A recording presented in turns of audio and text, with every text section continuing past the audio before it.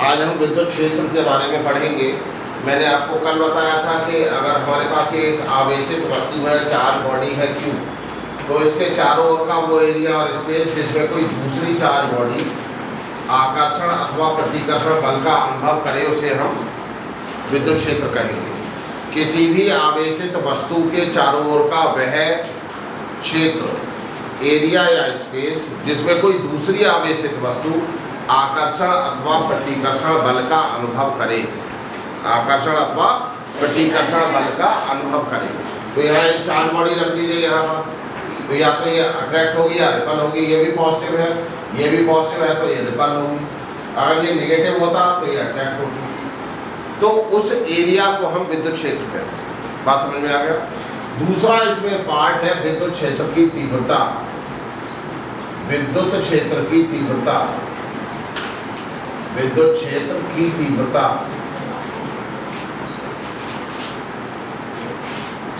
Intensity of electric field, intensity of electric field.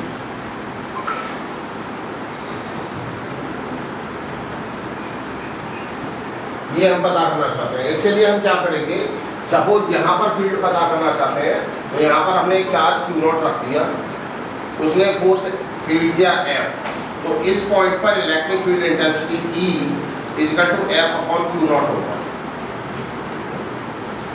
किसी विद्युत क्षेत्र में विद्युत क्षेत्र की तीव्रता उस बिंदु पर एकांक आवेश पर लगने वाले बल की मात्रा को कहते हैं। एकांक धनावेश पर लगने वाले बल की मात्रा को कहते हैं, ये कह सकते हैं। तो electric field intensity E equal to F/Q0 होगा। इसका यूनिट न्यूटन पर कूलम होगा और ये वेक्टर है। कैसी है? सदिश राशि है। और इस सदिश राशि का दिशा क्या होगा? इलेक्ट्रिक फील्ड इंटेंसिटी अब एक राशि हो गई। पहले वो कंसेप्ट था, पहले एक जानने का तरीका था, लेकिन अब वो राशि हो गई, फिजिकल क्वांटिटी। तो किसी विद्युत क्षेत्र में विद्युत क्षेत्र की तीव्रता उस बिंदु पर एकांक धनावेश पर लगने वाले बल के बराबर होती है। तो E इक्वल टू F/Q0 हमारा आ गया। यूनिट हो गई न्यूटन पर कूलम और वेक्टर क्वांटिटी है। वेक्टर क्वांटिटी है तो इसका डायरेक्शन होना चाहिए। डायरेक्शन यानी कि दिशा। दिशा क्या होगी? दिशा जो बल की दिशा होती है वही होती है। दिशा विद्युत बल की दिशा, विद्युत बल की दिशा, बल की दिशा,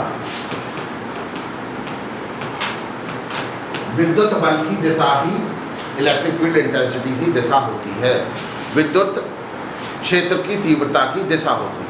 अब हमें अलग अलग तरह के आवेशों, अलग अलग तरह की आवेशित वस्तुओं के कारण विद्युत क्षेत्र की तीव्रता का फार्मूला निकालना है। विद्युत क्षेत्र की तीव्रता का जो डेरिवेशन है वो करना है। वो हम कैसे किस किस के लिए करेंगे, देखिए देखते हैं। अब हमें क्षेत्र निकालना है electric field intensity E due to किस किस की वजह से? पहला, एक बिंदु आवेश पॉइंट चार्ज, बिंदु आवेश के कारण। दूसरा, बिंदु आवेशों के ग्रुप के कारण, ग्रुप ऑफ पॉइंट चार्जेस, बिंदु आवेशों के समूह के कारण, बिंदु आवेशों का समूह, बिंदु आवेशों का समूह के समूह के कारण, समूह के कारण। तीसरा, अब जो हमें निकालना है इलेक्ट्रिक डाइपोल, विद्युत द्विध्रुव एक रचना है उसके कारण, विद्युत द्विध्रुव के कारण, विद्युत द्विध्रुव, द्विध्रुव के कारण, विद्युत द्विध्रुव के कारण। विद्युत द्विध्रुव के कारण निकालने के 3 दशाएं हैं। एक हम उसके अक्ष पर निकालेंगे, अक्षीय रेखा, अक्षीय रेखा पर।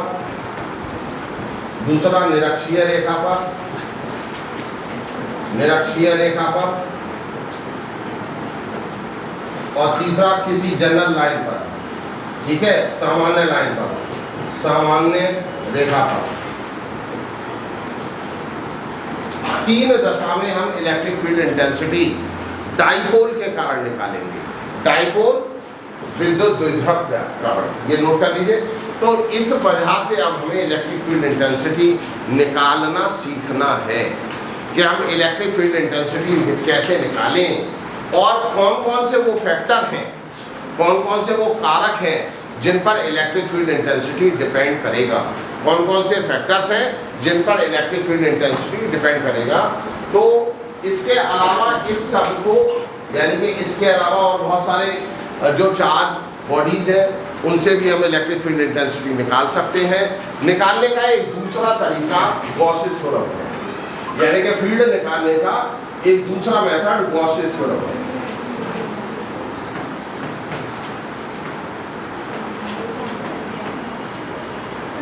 यानी इलेक्ट्रिक फील्ड इंटेंसिटी एक तो डेफिनेशन मेथड से निकाली जा सकती है, इलेक्ट्रिक फील्ड इंटेंसिटी को आप गॉसेस थ्योरम से भी निकाल सकते हैं।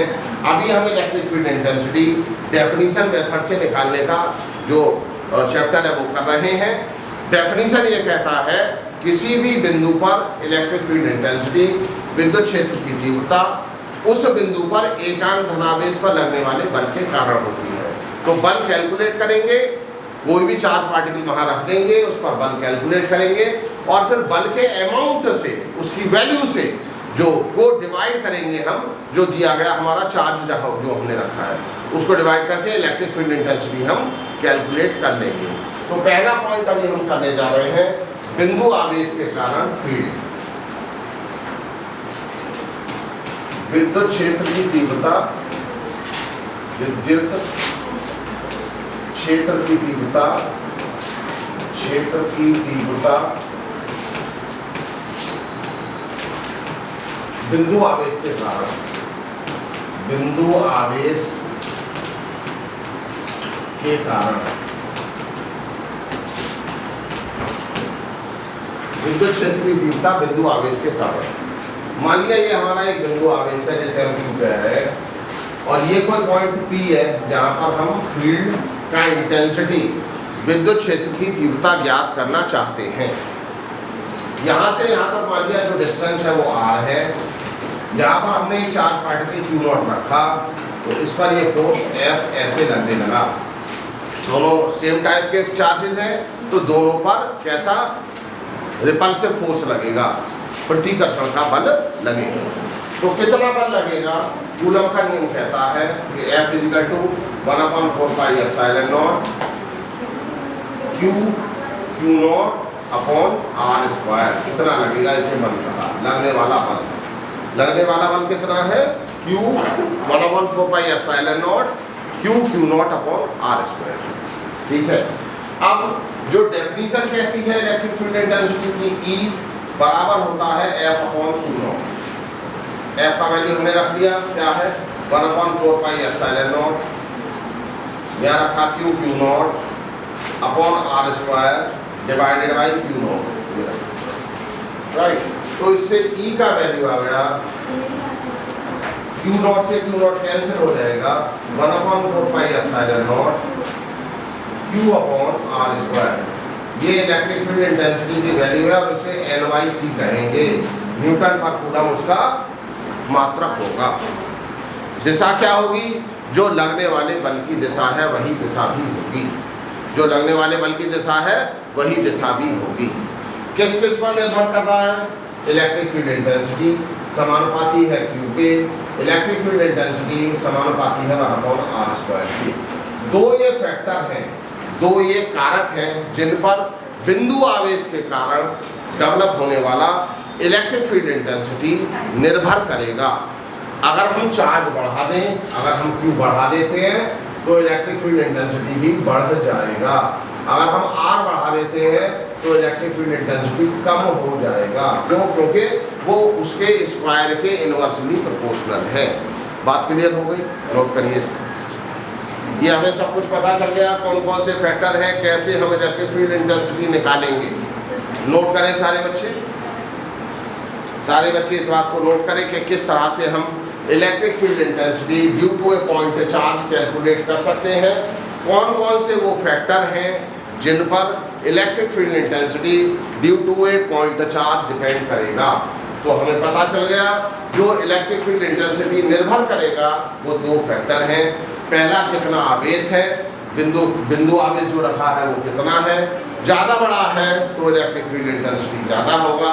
और पॉइंट ऑफ कंसिडरेशन यानी कि ये बिंदु जहाँ पर आप फील्ड इंटेंसिटी पता कर रहे हैं वो अगर आवेशित वस्तु से दूर है तो फील्ड इंटेंसिटी कम होगा, और अगर पास है तो फील्ड इंटेंसिटी अधिक होगा, तब फील्ड इंटेंसिटी अधिक होगा।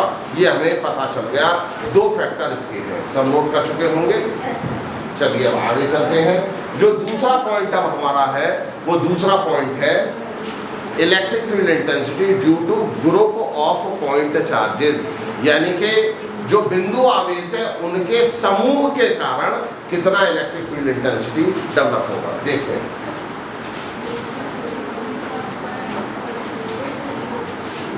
फील्ड दूसरा पॉइंट है field due to group of point charges. Field due to group of point charges.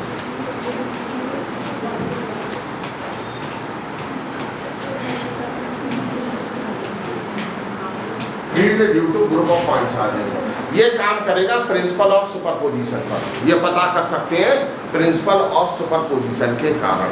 ठीक है, वो क्या है, ये बहुत सारे पॉइंट चार्ज रखे हैं हमारे। इसे Q1 कहा, इसे Q2 कहा, इसे Q3 कहा, इसे Q4 कहा, ऐसे ये Qn है।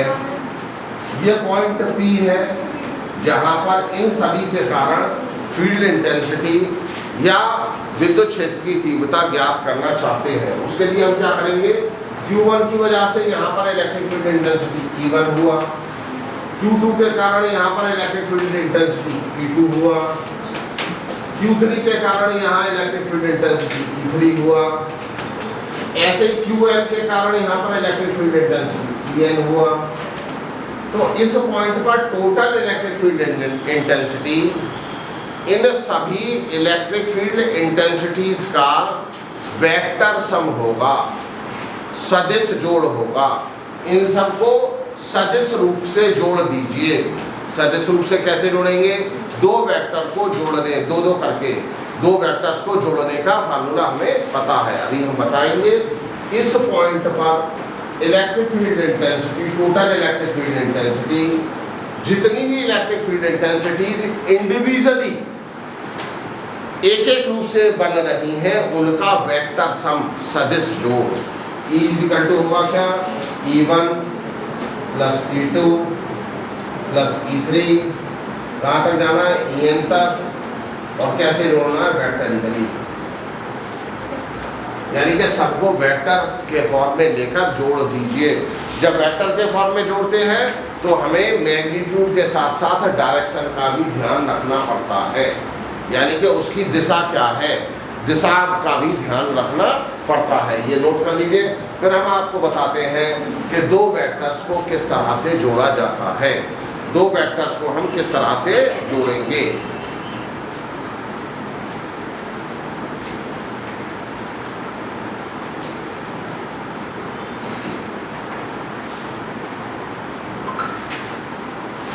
दो वेक्टर्स को किस तरह से जोड़ा जाता है ये देखेंगे, नोट करें।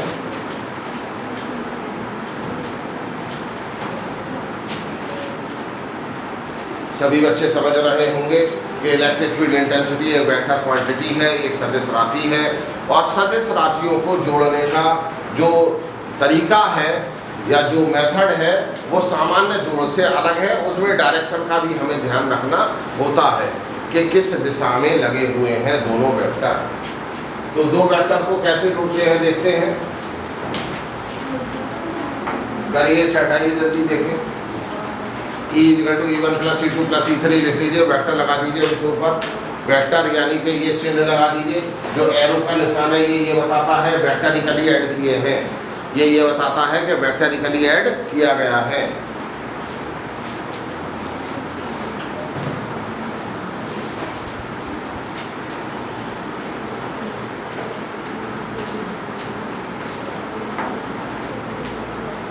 कुछ लोग जुड़े हैं, कुछ जुड़ा है, बस ये जुड़े। अदलपुर। अदलपुर स्कूल, क्या मेरी आवाज आ रही है? शिवहरी को मेरी आवाज आ रही हो तो कोई सवाल हो तो पूछ ले बच्चों। शिवहरी और अदलपुर के विद्यार्थियों को अगर कुछ समझ में ना आ रहा हो तो पूछ लीजिए।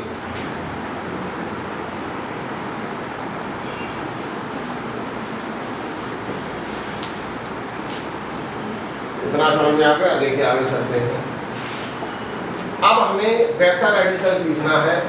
मान लिया ये दो वेक्टर है, ये P है और ये वेक्टर Q है, इन दोनों के बीच का एंगल थीटा है, ये इनका रिजल्टेंट है R, परिणामी। तो इनका परिणामी जो इससे एंगल बीटा बना रहा है, तो परिणामी का वैल्यू R बराबर होगा √P² plus Q² plus 2PQ cos theta. यानी कि परिणामी का मैग्नीट्यूड वैल्यू निकालने के लिए हमें फार्मूला लगाना पड़ता है R=√P² plus Q² plus 2PQ cos theta. 2PQ cos theta. दूसरा जो है, अब हम तो लगाएंगे tan बीटा, क्योंकि हमें डायरेक्शन भी चाहिए। tan बीटा बराबर होगा, tan बीटा कैसे पता करेंगे? tan बीटा बराबर Q sin theta divided by P plus Q cos theta. ये लगा देंगे, ठीक है? तो ये हमें पता लग जाएगा। तो ये हमें पता लग गया बीटा। कैसे पता किया? tan beta Q sin theta, ठीक है? पहले इसे निकाल लीजिए, ये रिजॉल्ट होकर आ जाएगा Q sin थीटा, राइट? और ये वाला part P plus Q cos theta आ जाएगा, जो होती है, राइट? तो इससे तो हम मैग्नीट्यूड निकालेंगे और इससे डायरेक्शन निकालेंगे, दो वेक्टर से, राइट? तो ये हमें पता होना चाहिए। अब जो तीसरा पॉइंट इसमें है बच्चों, तीसरा पॉइंट है इलेक्ट्रिक डाइपोल। इलेक्ट्रिक डाइपोल यानी कि विद्युत द्विध्रुव। द्वि का मतलब होता है दो, ध्रुव का मतलब है जिसके ध्रुव है, एक पॉजिटिव है और एक निगेटिव, एक पॉजिटिव और एक निगेटिव। तो उसके लिए देखेंगे कैसे है। पहले विद्युत द्विध्रुव देखने, विद्युत द्विध्रुव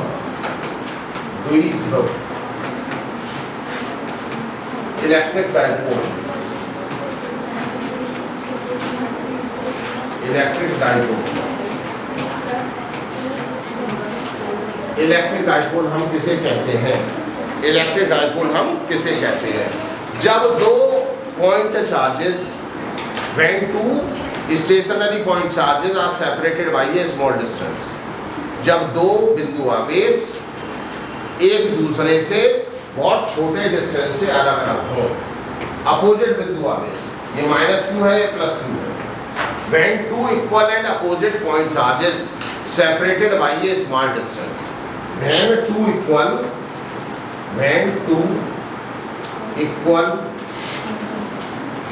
opposite point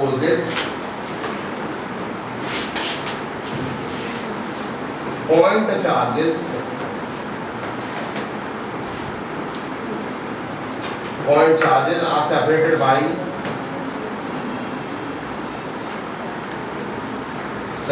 by a small distance,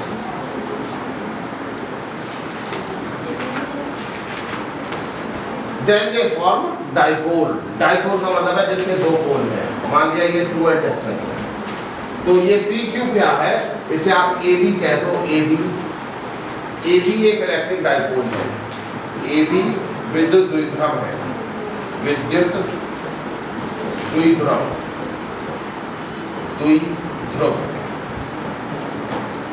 यह विद्युत द्विध्रुव है, यह विद्युत द्विध्रुव है, राइट? ये एक कॉन्फ़िगरेशन है। कॉन्फ़िगरेशन मतलब एक रचना है। इसकी वजह से इलेक्ट्रिक फील्ड इंटेंसिटी, विद्युत क्षेत्र की तीव्रता कितनी होती है ये पता करेंगे। कहाँ कहाँ? एक तो इसका एक्सिस आ गया, मान लिया ये हमारा डाइपोल है, ये -q है, ये +q है। एक तो इसके एक्सिस पर यहाँ पता करेंगे कितनी क्षेत्र की तीव्रता होगी, इसे एक्सियल लाइन कहेंगे। दूसरा यहाँ पता करेंगे, इसे निरक्षीय रेखा कहेंगे, इक्वेटोरियल लाइन। और तीसरा एक जनरल लाइन पर यहाँ पता करेंगे। तो ये वाला P होगा, ये वाला P होगा, ये वाला P होगा। इन तीनों बिंदुओं पर इलेक्ट्रिक फील्ड इंटेंसिटी कितनी होगी, इनके डेरिवेशन करेंगे।